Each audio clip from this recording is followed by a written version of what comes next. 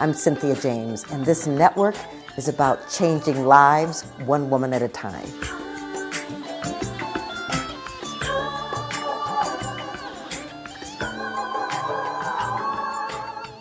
Hello and welcome to Women Awakening. I'm your host, Cynthia James. I get the honor to introduce you to extraordinary women. I mean, these are women that inspire me. These are women that are way showers. These are women that have taken their control of their own lives and brought their creativity, their ingenuity, their light to the planet. So they're way showers and they model for us possibility. So each one brings information and wisdom that you can use for your own growth, your own expansion, your own healing. You can also go to cynthiajames.net. I have a lot of stuff there for you, and you can sign up for my newsletter. We do this podcast every week. And so come back, meet a new woman. We're on all of the platforms, Spotify, iTunes, iHeart, Spreaker, Amazon, and video YouTube. So come back, tell a lot of people, a lot of women that you know, because you will not be disappointed. These are fabulous women. So let me introduce you to my guest today. Her name is Jessica Barksdale, and her 16th novel, What the Moon Did, was published February of 2023 by Flexible Press. Her short story collection, Trick of the Porch Light, is forthcoming in 2023. She's also published 2 poetry collections, When We Almost Drowned from 2019 and Grim Honey from 2021. She taught at Diablo Valley College in Pleasant Hill, California, and she also now teaches at UCLA Extension and in an online MFA program for Southern New Hampshire University. She lives in the Pacific Northwest with her husband and her fabulous dogs. Who would definitely be here if they could, right here. Welcome, Jessica. Thank you so much, Cynthia. It's really a pleasure to talk a little more with you. It was great meeting you at a reading and listening to your words. So you are also a fabulous woman. So I feel in good company here. Well, thank you. I want to talk about your writing, but I want to really ask, how did you grow up? Where did you grow up? I grew up in a really interesting area in terms of cultural change, but also not change. I grew up in a town called Orinda, which is on the other side of the Berkeley Hills in the 60s and the 70s. So you know what was going on in the 60s and 70s in Berkeley. You know, all the unrest and the protests and the religious and the sexual changes in mores. And then on the other side of the hill was a very small bedroom community. My father was an engineer who worked for Standard Oil, as it was. There was no Chevron back then, and they told their people to go down the San Pablo Dam Road and go live in this little town. So there were, you know, it was very middle class that soon became upper middle class, but it was strangely isolated from a lot of the stuff that was going on, but it eventually infiltrated, but you know, California. So it was a really interesting time and place, but also isolated from a lot of the stuff that was going on. Wow. And big family, small family? Small family-ish. Well, for the time, I had 2 sisters. My father unfortunately died when I was 15. And then my youngest sister died when she was in her early 20s. So we kind of whittled away at the family. And it was very difficult for my mom. You know, she was left with 3 kids. She was 39 years old. And she'd gone to Stanford, but had not really done anything much with her degree at the time, and then just sort of got us through out into the world. But it was not the typical trajectory that a lot of my friends had. Right. And how did you personally navigate the losses and the shifts that your family was going through? Well, back then, now if this happened in a family, we'd all be in immediate therapy and support groups, right? Then it was sink or swim. We had family friends and we had family who lived away, but then eventually everybody kind of, goes home. Your family flies home and the friends figure you're doing okay. So I became what we would now call a parental child. And I kind of took over the older sister, helping my mom navigate the difficulties that she faced. And she's also not really a forthcoming personality. So I was already, but I had to be more. And then I finally just left. It was like, I'm done with this sinking ship. I'm going to go to college. That's great. And did you write in college? I did. I actually started writing when I was in high school. And instead of passing math class, it took me twice to get out of algebra. I was writing a novel. And I would read it to my friends after class. They'd say, what did you write? What did you write today? And we'd sit down and I'd read it aloud to them. And I actually still have it. And it's really horrible. But at the time, they enjoyed it because I would pull in things that really happened around us and what our school was like, and sort of entertaining them. But I always gravitated toward the literature, and I loved history. But very difficult for me to get through the sciences and the math. But I think that I always felt they sort of graduated me just as a favor. Well, I totally get it. Well, I'm a creative too. And so math and science was so fascinating. But okay, so you were writing this novel, but you didn't really know what you were doing. You were just, were you telling stories? Right, because I was a reader. That was what I think a lot of writers start as readers. They're voracious readers as children. And I always thought a book was the best thing in the whole world. Right. Right. Okay. But now, 16 novels later, okay, can we go back to novel one? Novel one. So novel one, I was taking a class at the Napa Valley Writers Conference. I had started, as a poet, and I branched out into short stories, and I decided to take a fiction class with the writer Cristina Garcia, who wrote Dreaming in Cuban, this very famous novel. And she finally on day 2, she goes, I've had it with you people. You all write beautifully, but you're not telling me a story. You have no conflict. You have no tension. Nothing's happening. She goes, here's your assignment for tonight. Go home. And I want you to write a scene between 2 people who are keeping secrets from each other. Whoa. So I said, okay, so that's immediate tension. So I went home, and as before the internet and you could save things on files and such, this is 98, I had a scrap of paper about a girl who hid a pregnancy and gave birth to the baby in a closet in her house. And in my brain, I went home to my hotel room, right? And I sat there in the room going, so I created a conversation between this imagined girl who was going to have a baby and her sister who came home. They were in it together. These 2 sisters had this secret, and I just started writing that scene.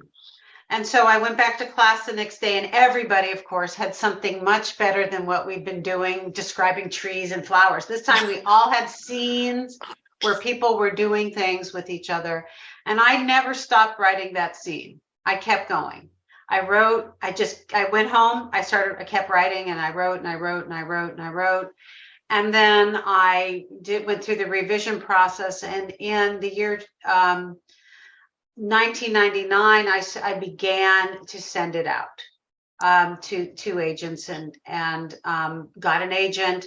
And then interminable months went by while it was with many editors, and it finally came out it got bought, sold, and it came out in 2001. But it was I wasn't the spring chicken I had hoped. I was going to be turning 40, and I had thought when I was writing the high school novel for my friends that this was going to happen fast. You know, I'm going to get to college and I'm just going to boom, pop out a few novels and become famous. Well, that's not how it went. But you know what's interesting to me is that 39, almost 40, is the same age your mother was in the middle of a huge transition and new chapter. That is, I've never really thought of it that way, right? It was like, okay, cracking into another part of your life, right? And what's going to happen next? So good spotting. I don't know why my mind works that way. So tell me what you like to write about. I love knowing the story of what is going on. I like to look at people and try to, and who become characters. Like this girl with her pregnancy. Who's the father? Where's the mother? Well, one thing about that mother, I had to kill that mother off in that novel because I just couldn't imagine a mother not seeing, right? Hello. Yeah. So where's the mother? What happened in this family to make this possible? How is she feeling? What's she going to do? You know, so my interest in people is what makes this person tick. If I see a person in the real world, I'm as nosy as I am on the page with a character. Like, what is going on with this character? What is the backstory? What is the future story? So your curiosity, it takes you to the next place. Well, okay, so let me talk about your poetry for a moment. I mean, because you've got, 2 poetry collections. How many are in these collections? I think there's probably about 40 to 50 poems in each collection. That's about the average length of a collection. Poetry is so amazing because it can do a lot in a small amount of words. You can actually see the finished product in front of you.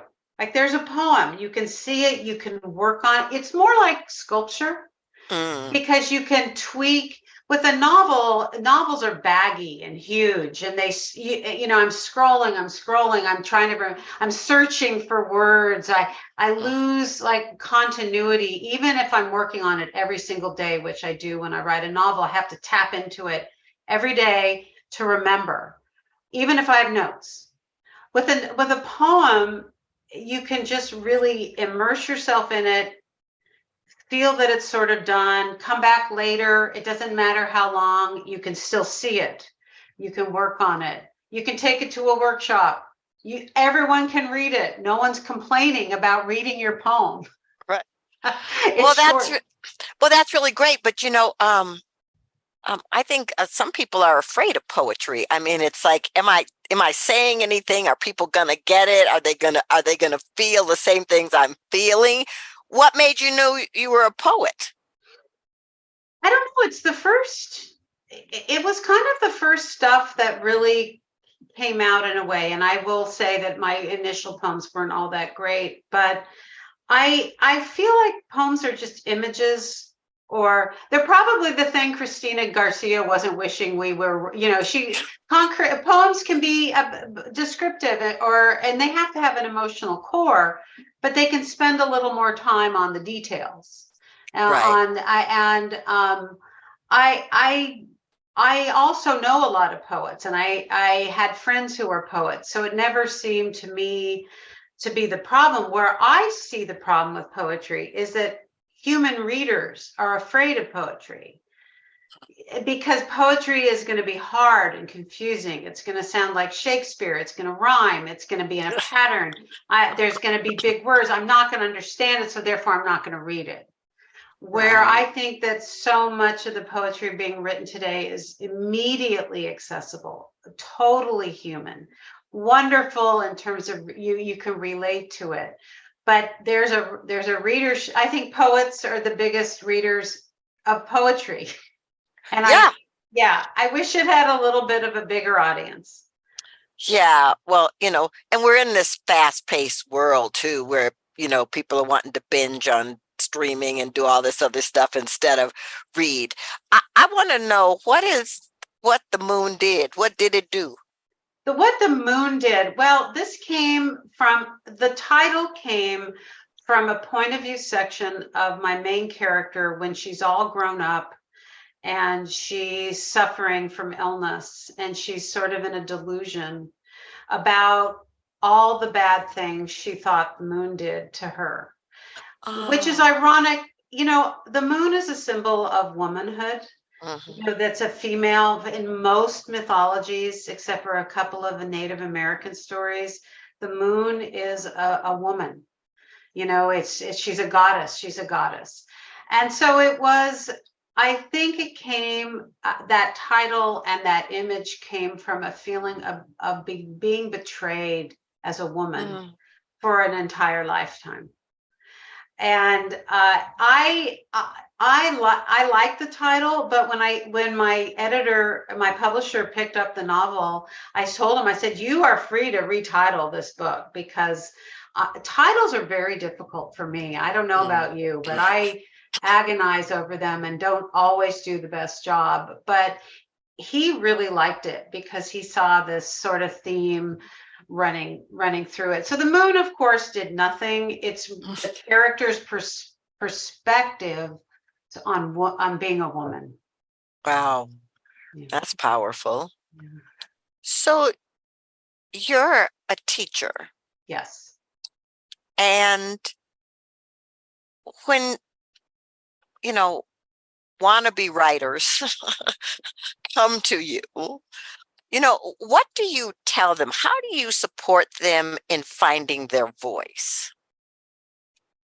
That's the word you use is voice is a tricky one, isn't it? Because I can't actually teach anyone voice. Mhm. I think I can help them get confidence in the writing process and in sharing their work and in keeping words flowing enough that so at some point they will land on their voice. Because I'm sure you've been in groups with writers or you've heard writing and you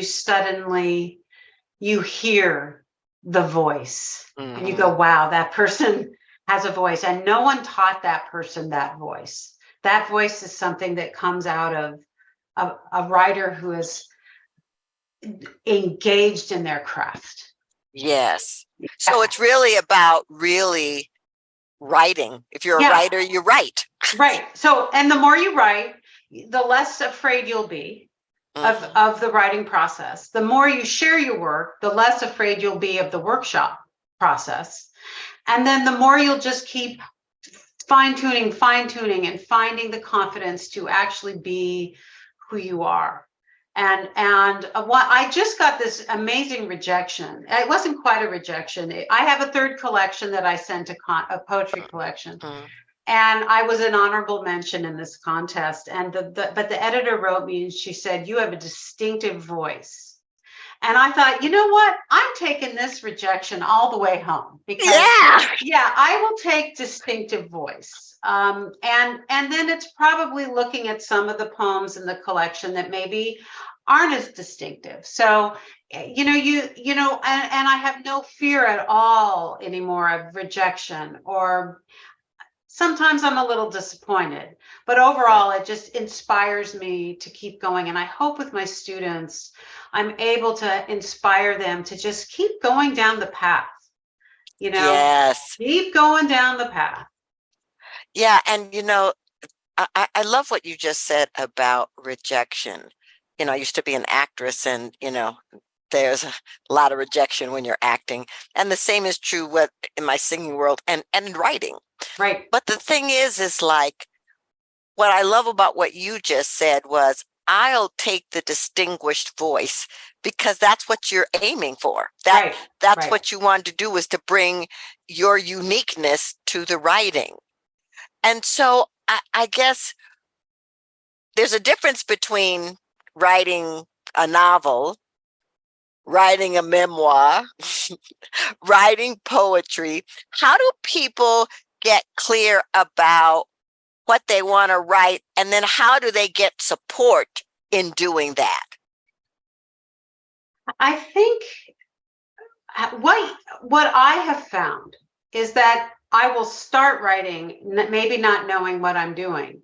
And the genre will appear within the first few sentences. I go, oh, this is a short nonfiction piece. Okay, it's nonfiction. That tells me that I can't lie. Right? Oh, this is a poem. Okay, so now I can work on shape and structure and format and detail and language. Oh, this is a novel. I need to slow down.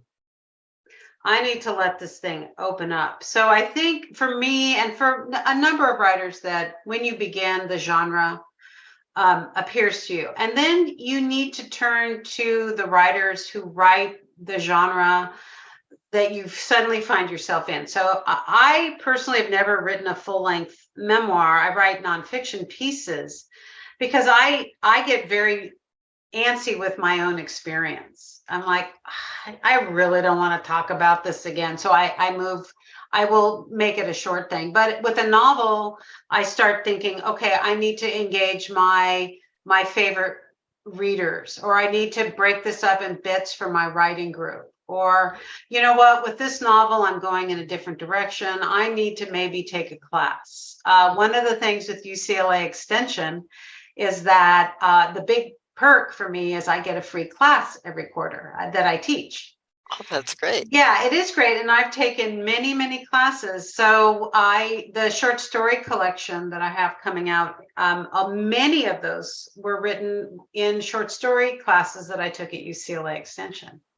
Oh, that's great. Yeah. And I mentioned those writers in the acknowledgments because I just, I think the best thing, and I tend to think in this is maybe a little biased, but I think women ask for help more readily than men.